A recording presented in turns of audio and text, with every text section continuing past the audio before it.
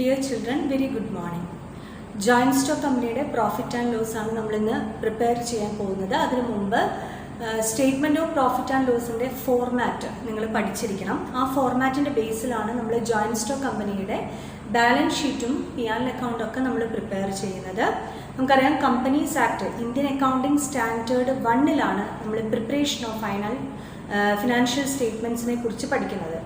അപ്പോൾ Indian accounting standard 1-ൽ ആ rule പ്രകാരം തന്നെ നമ്മൾ എന്ത് ചെയ്യണം, ജോയിന്റ് സ്റ്റോക്ക് കമ്പനിയുടെ അക്കൗണ്ട്സ് പ്രിപ്പയർ ചെയ്യണം. അപ്പോൾ ബാലൻസ് ഷീറ്റ് നമ്മൾ അതിൻ്റെ ഫോർമാറ്റും പ്രോബ്ലവും നമ്മൾ ഡിസ്കസ് ചെയ്തതാണ്. ഇന്ന് നമ്മൾ ഡിസ്കസ് ചെയ്യാൻ പോകുന്നത് സ്റ്റേറ്റ്മെൻറ്റ് ഓഫ് പ്രോഫിറ്റ് ആൻഡ് ലോസിൻ്റെ ഫോർമാറ്റ് ആൻഡ് അതിനെ ബേസ് ചെയ്തിട്ടുള്ളൊരു പ്രോബ്ലമാണ് നമ്മളിന്ന് ഡിസ്കസ് ചെയ്യുന്നത്. അപ്പോൾ ബാലൻസ് ഷീറ്റിൽ നമ്മൾ ചെയ്ത പോലെ തന്നെ കോളംസ് നോക്കാം. പെർട്ടിക്കുലർ കോളം ഉണ്ട്, നോട്ട് നമ്പർ എഴുതാൻ ഒരു കോളം കൊടുക്കണം, current year, previous year. Current ഇയറും പ്രീവിയസ് ഇയറും കമ്പാരിസന് വേണ്ടിയിട്ടാണ്, ഇയർലി കമ്പാരിസന് വേണ്ടിയിട്ടാണത്. അപ്പോൾ particulars column note number provide ചെയ്യാം, കറണ്ട് ഇയറും പ്രീവിയസ് ഇയറിൻ്റെ കോളം കൊടുക്കാം. ഓക്കെ, അപ്പോൾ നമുക്കറിയാം എന്താണ് പ്രോഫിറ്റ് ആൻഡ് ലോസ് എന്ന് ഉദ്ദേശിക്കുന്നത്. കമ്പനിയുടെ ഫിനാൻഷ്യൽ പെർഫോമൻസ് കാണിക്കുന്ന ഒരു സ്റ്റേറ്റ്മെൻ്റ് ആണ് statement of profit and loss. Here we analyse in the performance of the company. Financial performance ആണ് നമ്മുടെ അവിടെ അനലൈസ് ചെയ്യുന്നത്. ഓക്കെ, സോ ഹിയർ നമ്മൾ കമ്പാരിസൺ നടത്തുന്നത് ഏത് തമ്മിലാണ് കമ്പയർ ചെയ്യുന്നത്? ഇൻകവും എക്സ്പെൻസും തമ്മിലാണ് ഇവിടെ കമ്പാരിസൺ വരുന്നത്. ഇൻകം കൂടുതലാണെങ്കിൽ കമ്പനിക്ക് നെറ്റ് പ്രോഫിറ്റും, എക്സ്പെൻസ് ആണ് കൂടുന്നതെങ്കിൽ ലോസും ആണ്, നമുക്കറിയുന്ന കാര്യമാണ്. അപ്പോൾ ഇവിടെയും വേറെ വ്യത്യാസമൊന്നുമില്ല, കമ്പനിക്ക് കിട്ടുന്ന റവന്യൂ കമ്പനിയുടെ എക്സ്പെൻസും തമ്മിൽ കമ്പയർ ചെയ്യുന്നതാണ്. പക്ഷേ ഫോർമാറ്റ് കുറച്ചും കൂടി ടഫായിട്ട് നമുക്ക് തോന്നാം. അതിൽ ഐറ്റംസ് കുറച്ച് നിങ്ങൾ ഓർത്ത് വെച്ചാൽ പെട്ടെന്ന് പഠിക്കാവുന്ന ഫോർമാറ്റ് തന്നെയാണ്. സ്റ്റേറ്റ്മെൻറ്റ് ഓഫ് പ്രോഫിറ്റ് ആൻഡ് ലോസിൽ ഫസ്റ്റ് വരുന്ന ഐറ്റം കമ്പനിയുടെ മെയിൻ ആയിട്ടുള്ള റവന്യൂ എന്ന് പറയുന്നത് കമ്പനിയുടെ സെയിൽസ് ആണ് അല്ലേ. അപ്പോൾ ഫസ്റ്റ് ഐറ്റം വരുന്നത് revenue from operation. Okay, revenue from operation, revenue from operation ഇതാണ് കമ്പനിയുടെ മെയിൻ ആയിട്ടുള്ള ഇൻകം. എന്താണോ കമ്പനിയുടെ മെയിൻ ആയിട്ടുള്ള സോഴ്സ് ഓഫ് ഇൻകം, അതാണ് നമ്മളിവിടെ കാണിക്കുന്നത്. റവന്യൂ ഫ്രം ഓപ്പറേഷനിൽ സാധാരണ വരുന്നത് സെയിൽസ് ആണ്. സെയിൽസിൽ നിന്ന് നമ്മൾ എന്ത് ചെയ്യണം, എന്തെങ്കിലും തരത്തിൽ സെയിൽസ് റിട്ടേൺ ഉണ്ടെങ്കിൽ അത് മൈനസ് ചെയ്യണം. സോ സെയിൽസിൽ നിന്ന് സെയിൽസ് റിട്ടേൺ നമ്മൾ മൈനസ് ചെയ്യാം. ദെൻ അതേപോലെ എക്സൈസ് ഡ്യൂട്ടി തന്നിട്ടുണ്ടെങ്കിൽ അതും നമ്മൾ എന്ത് ചെയ്യണം, മൈനസ് ചെയ്യണം. ഓക്കെ, അപ്പോൾ ഈ എമൗണ്ടിൽ നിന്ന്, സെയിൽസ് എന്ന് പറയുന്ന എമൗണ്ടിൽ നിന്ന് സെയിൽസ് റിട്ടേണും എക്സൈസ് ഡ്യൂട്ടിയും നമ്മൾ മൈനസ് ചെയ്യുകയാണെങ്കിൽ ഇതാണ് റവന്യൂ ഫ്രം ഓപ്പറേഷൻ എന്ന് പറയാം. സോ ഈ എമൗണ്ടിനെയാണ് സാധാരണ നമുക്ക് ക്വസ്റ്റ്യനിൽ തരുന്ന ഐറ്റംസ് സെയിൽസ് തരുന്നുണ്ടാവും, റിട്ടേൺ ഉണ്ടെങ്കിൽ റിട്ടേൺ മൈനസ് ചെയ്യാം, എക്സൈസ് ഡ്യൂട്ടി ഉണ്ടെങ്കിൽ എക്സൈസ് ഡ്യൂട്ടി നിങ്ങൾ മൈനസ് ചെയ്യാം. അപ്പോൾ മൈനസ് ചെയ്യുമ്പോൾ നമുക്ക് കിട്ടുന്ന ഐറ്റമാണ് എന്ത്, റവന്യൂ ഫ്രം ഓപ്പറേഷൻ എന്ന് പറയുന്നത്. അപ്പോൾ നിങ്ങൾ ഇത് മുഴുവനും ഇവിടെ എഴുതണമെന്നില്ല, നോട്ടായിട്ട് കൊടുത്താലും മതി. ഒരു ഐറ്റം ഒക്കെ ആണെങ്കിൽ നമുക്ക് എമൗണ്ട് കോളത്തിൽ എഴുതാം. അതല്ല കൂടുതൽ ഐറ്റംസ് ഉണ്ടെങ്കിൽ നിങ്ങളിവിടെ നോട്ട് നമ്പർ 1 എന്ന് പറഞ്ഞ് നോട്ട് പ്രൊവൈഡ് ചെയ്യണം. ഓക്കെ, സെക്കൻഡ് ഐറ്റം എന്ന് പറയുന്നത് സെക്കൻഡ് വൺ അതർ ഇൻകം എന്ന് പറയുന്ന കാറ്റഗറിയാണ്. അതർ ഇൻകം, അതായത് കമ്പനിയുടെ മെയിൻ ഇൻകം ആണ് സെയിൽസ്. സെയിൽസ് അല്ലാണ്ട് മറ്റേതെങ്കിലും തരത്തിൽ ഇൻകം കിട്ടുന്നുണ്ടെങ്കിൽ, for example profit on sale of investment, profit on sale of investment. Okay, ഇതൊരു ഐറ്റമാണ്. കമ്പനിയുടെ ഇൻവെസ്റ്റ്മെന്റ് സെയിൽ ചെയ്താൽ കമ്പനിക്ക് പ്രോഫിറ്റ് കിട്ടുന്നുണ്ടെങ്കിൽ അത് കമ്പനിയുടെ മെയിൻ ഇൻകം അല്ല അല്ലെ, ഓപ്പറേഷനിൽ നിന്ന് കിട്ടുന്ന ഇൻകം അല്ല. മെയിൻ ഇൻകത്തിനെയാണ് നമ്മുടെ റവന്യൂ ഫ്രം ഓപ്പറേഷൻ എന്ന് പറയുന്നത്. മറ്റേതെങ്കിലും തരത്തിൽ ഇൻകം കിട്ടുന്നുണ്ടെങ്കിൽ, for example interest from investment. Okay, interest from investment, ഇൻവെസ്റ്റ്മെന്റിൽ നിന്ന് ഇൻട്രസ്റ്റ് കിട്ടുന്നുണ്ടെങ്കിൽ അത് കമ്പനിയുടെ മറ്റ് ഇൻകമാണ്. അപ്പോൾ ഇത് ഏതെങ്കിലും ഐറ്റംസ് കൂടുതലുണ്ടെങ്കിൽ നിങ്ങൾ ഇതുപോലെ തന്നെ അതർ ഇൻകം എന്ന് പറഞ്ഞിട്ട് നോട്ട് നമ്പർ 2 കൊടുക്കുക. എന്നിട്ട് നോട്ട്സ് ആയിട്ട് നിങ്ങളത് ടോട്ടൽ എമൗണ്ട് ആണ് ഇവിടെ നമ്മൾ എഴുതേണ്ടത്. So other income other than revenue from operation, revenue from operation അല്ലാണ്ട് മറ്റേതെങ്കിലും തരത്തിൽ ഇൻകം കിട്ടുന്നുണ്ടെങ്കിൽ അതാണ് അതർ ഇൻകം കാറ്റഗറിയിൽ വരുന്നത്. ഓക്കെ, നെക്സ്റ്റ് തേർഡ് വൺ എന്ന് പറയുന്നത് ടോട്ടൽ ഇൻകം ആണ്. ടോട്ടൽ ഇൻകം എന്ന് പറയുന്നത് എന്തായിരിക്കും, 1ഉം 2ഉം കൂട്ടുന്ന അല്ലേ, മെയിൻ ഇൻകം ആയിട്ടുള്ള സെയിൽസും അതർ ഇൻകവും തമ്മിൽ കൂട്ടുമ്പോൾ കിട്ടുന്നതാണ് total income. So total income നമുക്ക് എന്ത് ചെയ്യാം, ബ്രാക്കറ്റിൽ 1 + 2 അല്ലെ. അതായത് റവന്യൂ ഫ്രം ഓപ്പറേഷൻ്റെ കൂടെ അതർ ഇൻകം കൂട്ടിയാൽ നമുക്ക് എന്ത് കിട്ടും? ടോട്ടൽ ഇൻകം കിട്ടും. ആ എമൗണ്ട് നിങ്ങളിവിടെ ടോട്ടൽ എമൗണ്ട് എഴുതാം. സോ നിങ്ങൾക്ക് എന്ത് കിട്ടി? Revenue from operation. ഇത് രണ്ടും കൂടി കൂട്ടിക്കഴിഞ്ഞാൽ നിങ്ങൾക്ക് total income, revenue from operation plus other income, ഇത് രണ്ടും നിങ്ങൾ കൂട്ടിക്കഴിഞ്ഞാൽ കിട്ടുന്നതാണ് ടോട്ടൽ ഇൻകം. ടോട്ടൽ ഇൻകം കിട്ടിക്കഴിഞ്ഞാൽ അടുത്തത് നമ്മൾ അടുത്ത സ്റ്റേജ്, ഇൻകം നമുക്ക് കഴിഞ്ഞു, അടുത്തത് എക്സ്പെൻസസ് ആണ്. സോ ഫോർത്ത് വൺ എക്സ്പെൻസസ് ആണ് സ്റ്റാർട്ട് ചെയ്യുന്നത്. എക്സ്പെൻസസിൽ ആദ്യം എഴുതേണ്ടത് cost of material consumed. Cost of material, എത്ര മെറ്റീരിയൽ ആണോ കൺസ്യൂം ചെയ്ത് അതിന് വരുന്ന കോസ്റ്റ് ആണ് നമ്മളിവിടെ കാണേണ്ടത്. അത് ഡയറക്റ്റ് ആയിട്ട് നിങ്ങൾക്ക് തന്നിട്ടില്ലെങ്കിൽ നമ്മൾ കോസ്റ്റ് ഓഫ് മെറ്റീരിയൽ കൺസ്യൂംഡ് എങ്ങനെയാണ് കാണുന്നത്? Opening stock plus purchases plus closing stock എന്ന് നമ്മളുള്ള ഫോർമുല നമ്മൾ യൂസ് ചെയ്യാറുണ്ട്. ഒന്നുകിൽ ഡയറക്റ്റ് ആയിട്ട് നിങ്ങൾക്ക് ക്വസ്റ്റ്യനിൽ തരും, അതല്ലെങ്കിൽ opening stock plus purchase minus closing stock എന്ന് പറയുന്ന ഫോർമുലയിൽ നമ്മളത് അപ്ലൈ ചെയ്യണം. ഓക്കെ, അപ്പോൾ ഫസ്റ്റ് എത്ര മെറ്റീരിയൽ ആണോ കമ്പനി യൂസ് ചെയ്യുന്നത് അതിന് വരുന്ന കോസ്റ്റ് ആണ് അവിടെ കാണിക്കേണ്ടത്. നെക്സ്റ്റ് വരുന്ന purchase of stock in trade. നമ്മൾ എന്തെങ്കിലും പർച്ചേസ് തന്നിട്ടുണ്ടെങ്കിൽ, separate purchase in stock in trade എന്ന് പറഞ്ഞ് തന്നിട്ടുണ്ടെങ്കിൽ അതവിടെ കാണിക്കാം. ദെൻ ചേഞ്ചസ് ഇൻ ഇൻവെൻട്രി, ഇൻവെൻട്രിയിൽ വരുന്ന ചേഞ്ച്. അപ്പോൾ ഇവിടെ കാണിക്കേണ്ടത് ഓപ്പണിംഗ് സ്റ്റോക്കും ക്ലോസിംഗ് സ്റ്റോക്കും തമ്മിലുള്ള ഡിഫറൻസ് ആണ്. ഓക്കെ, അപ്പോൾ ചേഞ്ചസ് ഇൻ ഇൻവെൻട്രി എന്ന് പറയുന്നത് നിങ്ങൾ എന്താണ് കാണിക്കേണ്ടത്? ഓപ്പണിംഗ് സ്റ്റോക്കും ക്ലോസിംഗ് സ്റ്റോക്കും തമ്മിലുള്ള ഡിഫറൻസ് ആണ്. Okay, so here opening stock minus closing stock ആണ് നിങ്ങളിവിടെ എമൗണ്ട് ആയിട്ട് നിങ്ങൾ എവിടെ കാണിക്കേണ്ടത്? യെസ്, കറന്റ് ഇയർ കോളത്തിലേക്ക് കാണിക്കേണ്ടത്. ക്ലിയർ ആണല്ലോ? ചേഞ്ചസ് ഇൻ ഇൻവെൻട്രീസ് എന്ന് പറഞ്ഞാൽ ഇൻവെൻട്രിയിൽ വരുന്ന ചേഞ്ച് ആണ് അല്ലെ, ഡിഫറൻസ് ആണ്. അപ്പോൾ ഓപ്പണിംഗ് സ്റ്റോക്കും ക്ലോസിംഗ് സ്റ്റോക്കും തമ്മിലുള്ള ഡിഫറൻസ് ആണ് നമ്മളവിടെ എമൗണ്ട് കോളത്തിലേക്ക് കാണിക്കുന്നത്. ഇനി അതല്ലാതെ സ്റ്റോക്ക് ഇൻ ട്രേഡ്, ട്രേഡിന് വേണ്ടി മാറ്റി വെച്ചിട്ടുള്ള സ്റ്റോക്ക് ആയിട്ടുള്ള ഐറ്റംസോ അതല്ലെങ്കിൽ വർക്ക് ഇൻ പ്രോഗ്രസ് സെപ്പറേറ്റ് തന്നിട്ടുണ്ടെങ്കിൽ ആ എമൗണ്ട് നമ്മളിവിടെ നോട്ട് ചെയ്യേണ്ടതാണ്. Next employee benefit expense. എംപ്ലോയീസിന്റെ ബെനിഫിറ്റിന് വേണ്ടി കൊടുക്കുന്ന എക്സ്പെൻസ് എന്തൊക്കെയാണ്? അതൊക്കെയാണ് നമ്മൾ സാലറി, ബോണസ് അല്ലെ, സാലറി, ബോണസ്, കമ്മീഷൻ, ഇതൊക്കെ നമ്മൾ എംപ്ലോയീസിന് കൊടുക്കുന്ന ഐറ്റംസ് ആണ്.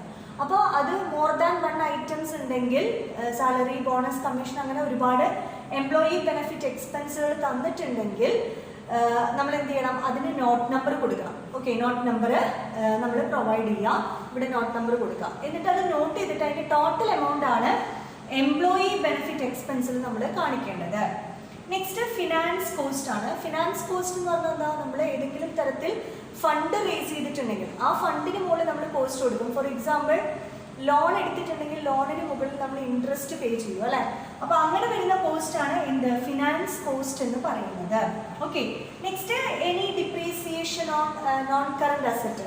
നോൺ കറണ്ട് അസറ്റിന് മുകളിൽ ഏതെങ്കിലും തരത്തിൽ ഫർണിച്ചർ, മെഷീനറി, ഇതിന് മുകളിൽ ഡിപ്രീസിയേഷൻ നിങ്ങൾക്ക് തന്നിട്ടുണ്ടെങ്കിൽ അത് ഡിപ്രീസിയേഷൻ ഇവിടെ കാണിക്കണം. ഓക്കെ, ദെൻ ഈ പറയുന്ന എക്സ്പെൻസുകൾ അല്ലാതെ മറ്റേതെങ്കിലും എക്സ്പെൻസ് തന്നിട്ടുണ്ടെങ്കിൽ അത് അതർ എക്സ്പെൻസ് എന്ന് പറയുന്ന കാറ്റഗറിയിൽ കാണിക്കും. ഓക്കെ, അപ്പോൾ ഇത് മൊത്തം ആഡ് ചെയ്താൽ നമുക്ക് എന്ത് കിട്ടും? ടോട്ടൽ എക്സ്പെൻസ് കിട്ടും. അപ്പോൾ എക്സ്പെൻസിൻ്റെ ഈ ഒരു ഏരിയ നിങ്ങൾ നോക്കുക. ഇതെല്ലാം ആ ഫോർമാറ്റിലുള്ളതാണ്, നിങ്ങൾക്ക് നേരത്തെ തന്നിട്ടുണ്ട്, അത് നോക്കിയാൽ മതി. ഒന്ന് മെറ്റീരിയൽ എത്ര കൺസ്യൂം ചെയ്തോ അതിൻ്റെ കോസ്റ്റ് നേരിട്ട് ഡയറക്റ്റായിട്ട് തന്നിട്ടില്ലെങ്കിൽ നമ്മൾ ഫോർമുല യൂസ് ചെയ്ത് എഴുതാം. Then purchase of stock in trade എന്ന് പറയുന്ന ഐറ്റം തന്നിട്ടുണ്ടെങ്കിൽ എഴുതാം. ചേഞ്ചസ് ഇൻ ഇൻവെൻട്രി, ഇൻവെൻട്രിയിൽ വരുന്ന ചേഞ്ച് എന്താണ്? ഓപ്പണിംഗ് സ്റ്റോക്കും ക്ലോസിംഗ് സ്റ്റോക്കും തമ്മിലുള്ള ഡിഫറൻസ് ആണ് അവിടെ നമ്മൾ കാണിക്കേണ്ടത്. Then stock in trade, work in progress തന്നിട്ടുണ്ടെങ്കിൽ ആ എമൗണ്ട് നമ്മൾ ഡയറക്റ്റ് ആയിട്ട് ഇതിൽ എഴുതാം. ഇത് ഡയറക്റ്റ് ആയിട്ട് തന്നിട്ടുണ്ടെങ്കിൽ നിങ്ങൾ നോട്ട്സ് കൊടുക്കണ്ട, ഇതിൽ തന്നെ കാണിച്ചാൽ മതി. ദെൻ എംപ്ലോയി ബെനിഫിറ്റ് എക്സ്പെൻസ് എന്താണ്? എംപ്ലോയീസിന്റെ ബെനിഫിറ്റിന് വേണ്ടി സാലറി, ബോണസ്, കമ്മീഷൻ അങ്ങനെ എംപ്ലോയീസിന് കൊടുക്കുന്ന കമ്പനി കൊടുക്കുന്ന എക്സ്പെൻസുകളാണ്, അതായത് കമ്പനി മീറ്റ് ചെയ്യുന്ന എക്സ്പെൻസുകളാണ്. സാലറി, ബോണസ് ഐറ്റംസ് തരുന്നുണ്ടെങ്കിൽ നിങ്ങൾ നോട്ട് നമ്പർ കൊടുത്തിട്ട് വർക്കിംഗ് നോട്ട് എഴുതി ടോട്ടൽ എമൗണ്ട് ഇവിടെ കാണിക്കാം. ഫിനാൻസ് കോസ്റ്റ്, കമ്പനി ഏതെങ്കിലും തരത്തിൽ ഫണ്ട് റേസ് ചെയ്യുന്നുണ്ടെങ്കിൽ, ലോൺ ആയിട്ടോ അല്ലെങ്കിൽ മറ്റെവിടെന്നെങ്കിലും ബോറോ ചെയ്യുന്നുണ്ടെങ്കിൽ അതിന് മുകളിൽ വരുന്ന കോസ്റ്റ്, അവർക്ക് കൊടുക്കുന്ന പലിശ, ഇൻട്രസ്റ്റ് എന്ന് നമ്മൾ പറയും. ഓക്കെ, ഡിപ്രീസിയേഷൻ എന്താണ്? ഫിക്സഡ് അസറ്റിന് മുകളിൽ ചാർജ് ചെയ്യുന്നതാണ് അല്ലേ ഡിപ്രീസിയേഷൻ. ആ ഡിപ്രീസിയേഷൻ നമ്മൾ കാണിക്കാം.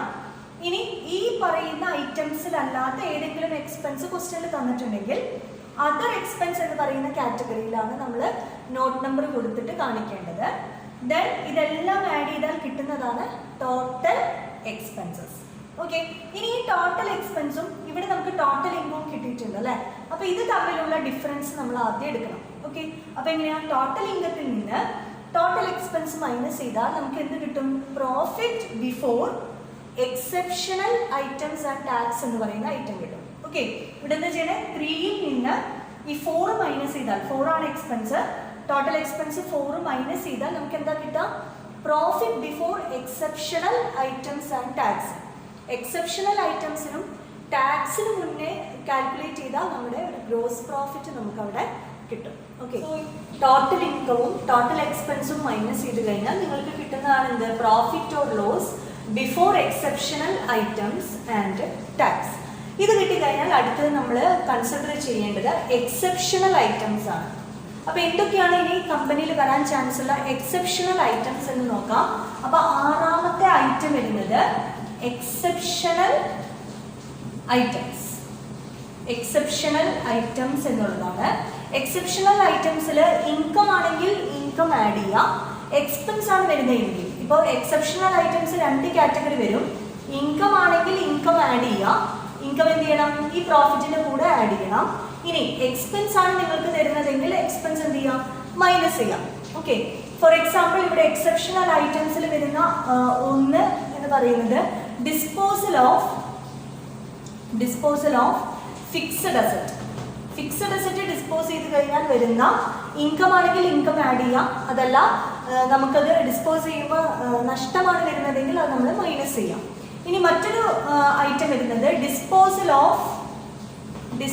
Of investment. ഇൻവെസ്റ്റ്മെന്റ് നമ്മുടെ ഏതെങ്കിലും തരത്തിൽ വിൽക്കുകയാണെങ്കിൽ, അല്ലെ, വിൽക്കുക എന്നുള്ളതിന് മീനിങ് സെയിൽ ചെയ്യുക എന്നുള്ളതല്ല, ഡിസ്പോസ് ചെയ്യുക എന്ന് പറഞ്ഞാൽ വേണ്ടെന്ന് വെക്കുക എന്നുള്ളതാണ്. അപ്പോൾ ഡിസ്പോസൽ ഓഫ് ഇൻവെസ്റ്റ്മെന്റിൽ നമുക്ക് ഇൻകം ആണെങ്കിൽ പ്രോഫിറ്റബിൾ ആണെങ്കിൽ അത് ആഡ് ചെയ്യാം, ലോസ് ആണ് സാധാരണ ലോസ് ആണ് വരിക, അപ്പോൾ നമ്മൾ മൈനസ് ചെയ്യാം. ഇനി വരാൻ ചാൻസ് ഉള്ളത് ലെജിസ്ലേറ്റീവ് ചേഞ്ചസ്. ഓക്കെ, കമ്പനിയിൽ ലീഗലി എന്തെങ്കിലും ചേഞ്ചസ് വരുമ്പോൾ മാറ്റങ്ങൾ സംഭവിക്കാം. അങ്ങനെ മാറ്റങ്ങൾ സംഭവിക്കുമ്പോൾ കമ്പനിക്ക് പ്രോഫിറ്റബിൾ ആണെങ്കിൽ അത് ആഡ് ചെയ്യാം, അതല്ല നെഗറ്റീവ് ആണെങ്കിൽ കമ്പനി നെഗറ്റീവായിട്ടാണ് അത് എഫക്റ്റ് ചെയ്തതെങ്കിൽ അത് നമ്മളത് മൈനസ് ചെയ്യാം. അപ്പോൾ സാധാരണ ഇങ്ങനെയുള്ള ഐറ്റംസ് ആണ് എക്സെപ്ഷണൽ ഐറ്റംസ് എന്ന് പറയുന്നത്. അപ്പോൾ ഇങ്ങനെ എന്തായാലും ഇതുവരെ ക്വസ്റ്റ്യൻ പേപ്പറിൽ അങ്ങനെ കണ്ടിട്ടില്ല. നിങ്ങൾക്ക് എക്സെപ്ഷണൽ ഐറ്റംസ് എന്ന് നേരിട്ട് തരികയാണ് ചെയ്യാം. ഓക്കെ, അപ്പോൾ ആ ഐറ്റം ഇൻകം ആണെങ്കിൽ ഇൻകം ആഡ് ചെയ്യാം, എക്സ്പെൻസ് ആണെങ്കിൽ നിങ്ങൾ എന്ത് ചെയ്യാം? അത് മൈനസ് ചെയ്യാം. ഓക്കെ, അപ്പോൾ എക്സെപ്ഷണൽ ഐറ്റംസ് ഉണ്ടെങ്കിൽ അത് ഈ profit and loss before exceptional items and tax. ഇത് കഴിഞ്ഞാൽ നമ്മൾ എന്തെടുക്കണം? എക്സെപ്ഷണൽ ഐറ്റംസ് എടുക്കണം. അപ്പോൾ എക്സെപ്ഷണൽ ഐറ്റംസ് ഇൻകം ആഡ് ചെയ്യാം, എക്സ്പെൻസ് ആണെങ്കിൽ മൈനസ് ചെയ്യാം. എക്സെപ്ഷണൽ ഐറ്റംസ് സാധാരണ വരുന്നത് disposal of fixed assets, disposal of investment, പിന്നെ any legislative changes that affect the ഫോമിനെ എഫക്ട് ചെയ്യുന്ന ഏതെങ്കിലും തരത്തിൽ ചേഞ്ചസ് വരികയാണെങ്കിൽ അത് ഇവിടെയാണ് കാണിക്കേണ്ടത്. Okay, here profit or loss before exceptional items and tax. അപ്പോൾ എക്സെപ്ഷണൽ ഐറ്റംസ് നമ്മൾ എടുത്തു. ഇനി ഈ എക്സെപ്ഷണൽ ഐറ്റംസ് നമ്മൾ കൺസിഡർ ചെയ്യുമ്പോൾ നമുക്ക് ലാസ്റ്റ് കിട്ടുന്നത്, അതായത് 5ൽ നിന്ന് ഈ 6 മൈനസ് ചെയ്യുകയാണെങ്കിൽ, ഓക്കെ, അതാണ് 5ൽ നിന്ന് 6 മൈനസ് ചെയ്യുകയാണെങ്കിൽ, 6 മൈനസ് ചെയ്യാനുള്ള കാരണം എക്സ്പെൻസ് ആണെങ്കിൽ മൈനസ് ചെയ്യണം കേട്ടോ, ഇൻകം ആണെങ്കിൽ നമ്മൾ എന്ത് ചെയ്യണം? ആഡ് ചെയ്യണം. അപ്പോൾ നമുക്ക് വേണമെങ്കിൽ 5 + 6 ഓർ അല്ലെ, ഇൻകം ആണെങ്കിൽ ആഡ് ചെയ്യാം, എക്സ്പെൻസ് ആണെങ്കിൽ മൈനസ് ചെയ്യാം. അപ്പോൾ എക്സെപ്ഷണൽ ഐറ്റംസ് നമ്മൾ കൺസിഡർ ചെയ്താൽ കിട്ടുന്നതാണ് profit or loss before tax അല്ലെ. അപ്പോൾ ഇത് നമ്മൾ ഒഴിവായി ഇനി ടാക്സ് ആണ് ഇനി കൺസിഡർ ചെയ്യേണ്ടത്. ഓക്കെ, അപ്പോൾ ഇനി അടുത്ത ഐറ്റം എന്തായിരിക്കും? അപ്പോൾ ഇവിടെ നമുക്ക് കിട്ടിയത് എന്താണ്? Profit or loss before tax ആണ് ഇവിടെ വരിക. ഇനി നമ്മൾ ടാക്സിനെ കൺസിഡർ ചെയ്യണം. ടാക്സ് കൺസിഡർ ചെയ്യുമ്പോൾ അടുത്ത ഐറ്റം നോക്കാം. 8th one, 8ാമത്തെ ഐറ്റം എന്താണ് വരിക? ടാക്സ് ആണ് വരിക അല്ലെ. Tax expenses.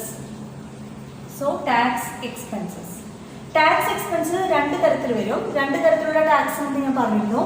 കറന്റ് ടാക്സ് ഉണ്ട്, ഡെഫേർഡ് ടാക്സ് ഉണ്ട്. കറന്റ് ടാക്സും ഡെഫേർഡ് ടാക്സും നമ്മൾ എന്ത് ചെയ്യണം? മൈനസ് ചെയ്യണം. ഈ ടാക്സ് എക്സ്പെൻസസ് ഈ 7ൽ നിന്ന് 8 ആണ് നമ്മൾ മൈനസ് ചെയ്യേണ്ടത് അല്ലെ. പ്രോഫിറ്റ് ഓർ ലോസ് ബിഫോർ ടാക്സിൽ നിന്ന് നമുക്ക് ഇവിടെ ഒരു എമൗണ്ട് നമുക്ക് കിട്ടും. ഈ എമൗണ്ടിൽ നിന്ന് ടാക്സ് നമ്മൾ മൈനസ് ചെയ്താൽ കിട്ടുന്നതാണ് 9ാമത്തെ ഐറ്റം. എന്താണ് 9ാമത്തെ ഐറ്റം കിട്ടുന്നത്? That is profit or loss for the continuing operation.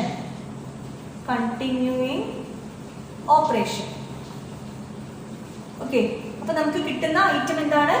Profit or loss before ടാക്സിൽ നിന്ന് ടാക്സ് എക്സ്പെൻസുകൾ എല്ലാം മൈനസ് ചെയ്താൽ profit or loss for the continuing operation കിട്ടും. അപ്പോൾ കമ്പനിയുടെ ഇപ്പം നടന്നുകൊണ്ടിരിക്കുന്ന ഓപ്പറേഷൻ്റെ പ്രോഫിറ്റ് അല്ലെങ്കിൽ ലോസ് കിട്ടും. ഇനി ഏതെങ്കിലും ഒരു ഡിസ്കണ്ടിന്യൂഡ് ഓപ്പറേഷൻ ഉണ്ടെങ്കിൽ അത് നമ്മളിവിടെ കൺസിഡർ ചെയ്യണം. കമ്പനിയുടെ ഡിസ്കണ്ടിന്യൂഡ് ആയിട്ടുള്ള നിർത്തിവെച്ചുള്ള ഓപ്പറേഷന് കമ്പനിക്ക് എന്ത് കിട്ടാം? പ്രോഫിറ്റ് കിട്ടാം. അപ്പോൾ അങ്ങനെ എന്തെങ്കിലും ഐറ്റം തന്നിട്ടുണ്ടെങ്കിൽ അടുത്തത് നമ്മൾ അതാണ് കൺസിഡർ ചെയ്യേണ്ടത്. That is 10th item. 10ാമത്തെ ഐറ്റം നമ്മൾ കൺസിഡർ ചെയ്യാം. ദാറ്റ് ഈസ് എന്താണ്? Profit of discontinued operation. Next 10th one, profit or loss from the discontinued operation. ക്വസ്റ്റ്യനിൽ തന്നിട്ടുണ്ടെങ്കിൽ അത് നിങ്ങൾ കൺസിഡർ ചെയ്യണം. ഇനി ഈ ഡിസ്കണ്ടിന്യൂഡ് ഓപ്പറേഷന് ടാക്സ് എക്സ്പെൻസ് വരുന്നുണ്ടെങ്കിൽ അത് നിങ്ങൾ മൈനസ് ചെയ്യണം. അപ്പോൾ അടുത്ത ഐറ്റം എന്ന് പറയുന്നത് 11ാമത്തെ item, any tax expenses of discontinued operation. ഏതെങ്കിലും തരത്തിൽ ഈ ഡിസ്കണ്ടിന്യൂഡ് ഓപ്പറേഷൻ്റെ ടാക്സ് എക്സ്പെൻസ് തന്നിട്ടുണ്ടെങ്കിൽ അത് നിങ്ങൾ മൈനസ് ചെയ്യാം. മൈനസ് ചെയ്യുമ്പോൾ നിങ്ങൾക്ക് കിട്ടുന്ന ഐറ്റത്തിൻ്റെ പേരാണ്, അതാണ് 12ാമത്തെ item, profit or loss from discontinued operation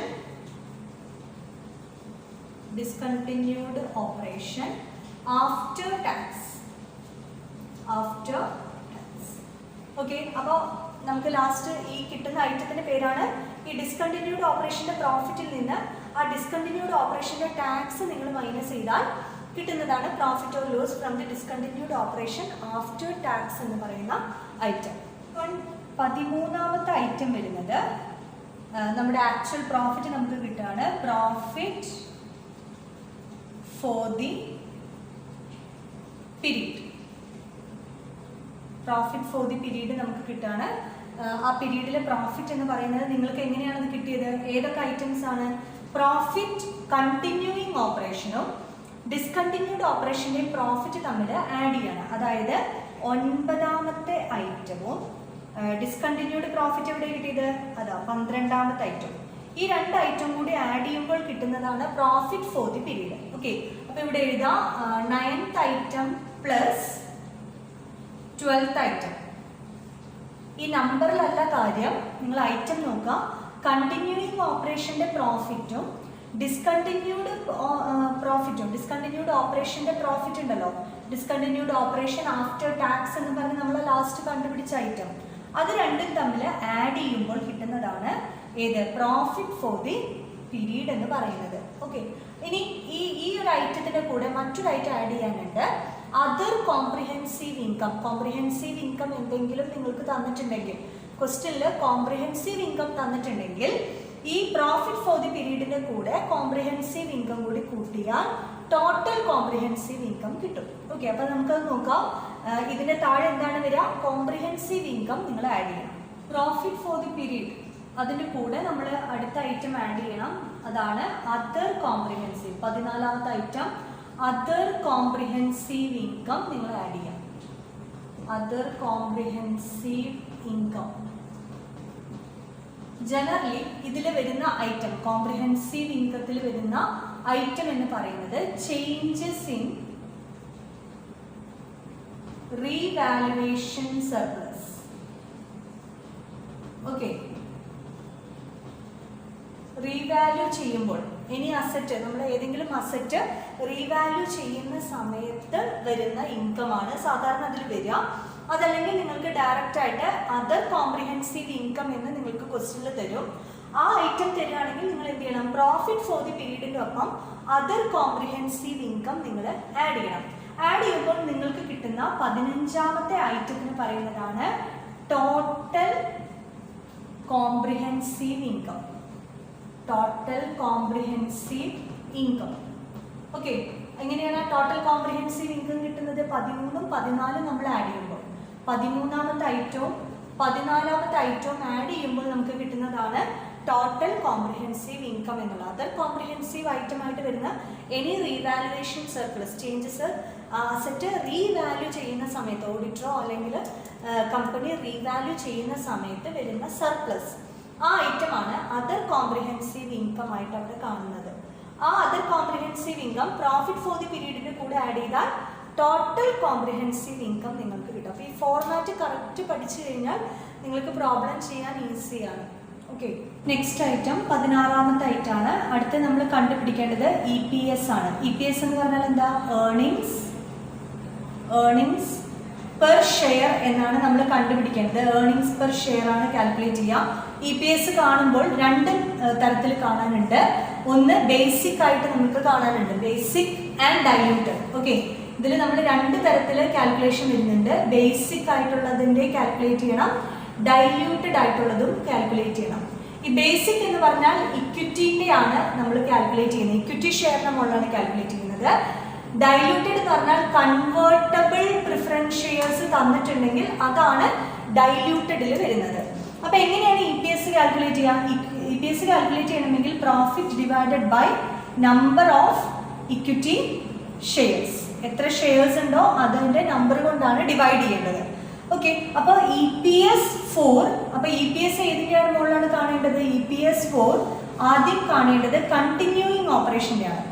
4 continuing operation, നമ്മൾ കണ്ടിന്യൂയിങ് ഓപ്പറേഷൻ്റെ പ്രോഫിറ്റ് കണ്ടെത്തിയിരുന്നു, അതിൻ്റെ ബേസിൽ EPS ആദ്യം കാണണം. So 4 continuing operation. ദെൻ അടുത്തത് നെക്സ്റ്റ് ഡിസ്കണ്ടിന്യൂഡ് ഓപ്പറേഷൻ്റെ ക്വസ്റ്റ്യനിൽ തന്നിട്ടുണ്ടെങ്കിൽ ഡിസ്കണ്ടിന്യൂഡ് ഓപ്പറേഷൻ്റെയും EPS നമ്മൾ കണ്ടുപിടിക്കണം. അപ്പോൾ 7ാമത്തെ ഐറ്റം എന്ന് പറയുന്നത് EPS 4 ഡിസ്കണ്ടിന്യൂഡ് ഓപ്പറേഷൻ. അവിടെ നമ്മൾ എന്ത് കാണണം?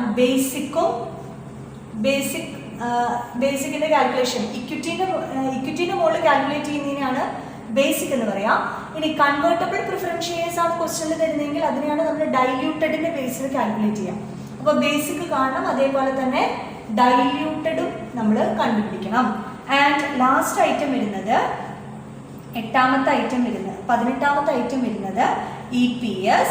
ഇതിന്റെ രണ്ടിൻ്റെയും, അതായത് കണ്ടിന്യൂയിങ് ഓപ്പറേഷൻ്റെയും ഡിസ്കണ്ടിന്യൂയിങ് ഓപ്പറേഷൻ്റെയും EPS കണ്ടുപിടിക്കണം. So EPS 4 continuing and discontinuing operation. Okay, ഇതാണ് അതിന്റെ ഫോർമാറ്റ്. ഇവിടെ നമ്മൾ ബേസിക്കും എന്ത് കാണണം? ബേസിക്കും കാണണം, ഡൈല്യൂട്ടഡും കാണണം. അപ്പൊ EPS കാണുന്നതോടുകൂടി നമ്മുടെ പ്രോഫിറ്റ് ആൻഡ് ലോസ് അവസാനിക്കുകയാണ്. ലാസ്റ്റ് നമ്മൾ ചെയ്യേണ്ടത് ടോട്ടൽ കോംപ്രിഹെൻസീവ് ഇൻകം കണ്ടു കഴിഞ്ഞാൽ പിന്നെ നമ്മൾ കാണേണ്ടത് EPS ആണ്. സാധാരണ പ്രോബ്ലത്തിൽ നമുക്ക് ഇക്വിറ്റി ഷെയറിന് മാത്രമാണ് കാൽക്കുലേറ്റ് ചെയ്യാൻ വരാറുള്ളത്, കണ്ടിന്യൂയിങ് ഓപ്പറേഷന് വരെ വരാറുള്ളൂ. ഡിസ്കണ്ടിന്യൂഡും ഈ ലാസ്റ്റത്തെ ഐറ്റം സാധാരണ ക്വസ്റ്റ്യനിൽ വരാറില്ല. പക്ഷെ നിങ്ങൾ മനസ്സിലാക്കി വെക്കാം, കണ്ടിന്യൂയിങ് ഓപ്പറേഷൻ ഉണ്ടെങ്കിൽ അതിൻ്റെ EPS കാണണം, ഡിസ്കണ്ടിന്യൂയിങ് ഓപ്പറേഷൻ്റെ പ്രോഫിറ്റ് ഉണ്ടെങ്കിൽ അതിൻ്റെ EPS കാണണം. ഇനി ഇത് രണ്ടും തന്നിട്ടുണ്ടെങ്കിൽ ആ രണ്ടിൻ്റെയും ടോട്ടൽ ആയിട്ടുള്ള EPS നമ്മൾ കണ്ടുപിടിക്കണം. ഓക്കെ, അപ്പോൾ EPS കാണുന്നത് കൂടിയിട്ടാണ് നമ്മുടെ statement of profit and loss end ചെയ്യുന്നത്. അപ്പോൾ ഇത്രയും ഏരിയാസ് വരുന്നതാണ് statement of profit and loss. ഈ ഫോർമാറ്റ് കറക്റ്റായിട്ട് മനസ്സിലാക്കിയാൽ നമുക്ക് പ്രോബ്ലം ചെയ്യാനായിട്ട് ഈസിയാണ്. അപ്പോൾ നെക്സ്റ്റ് നമുക്ക് ഇതിൻ്റെ ഒരു പ്രോബ്ലം ചെയ്ത് നോക്കാം. ഓക്കെ, അപ്പോൾ ഈ ഫോർമാറ്റ് ക്ലിയർ ആയെന്ന് വിചാരിക്കുന്നു. ഇത് ചെയ്ത് നോക്കുക. 2-3 തവണ നിങ്ങളിത് പ്രിപ്പയർ ചെയ്യുമ്പോൾ നിങ്ങൾക്കിത് ഈസി ആയിട്ട് പഠിക്കാനായിട്ട് പറ്റും. മനസ്സിലാകാത്തവർ വീണ്ടും ഈ വീഡിയോ ഒന്ന് വീണ്ടും കണ്ടു നോക്കുക. അപ്പോൾ അത്രയും ക്ലിയർ ആയിട്ട് ഞാനിതിൽ പറയുന്നുണ്ട്. അപ്പോൾ മനസ്സിലാകാത്തവർ വീണ്ടും കാണാം, ഡൗട്ട്സ് ഉണ്ടെങ്കിൽ ചോദിക്കാം. Okay, thank you.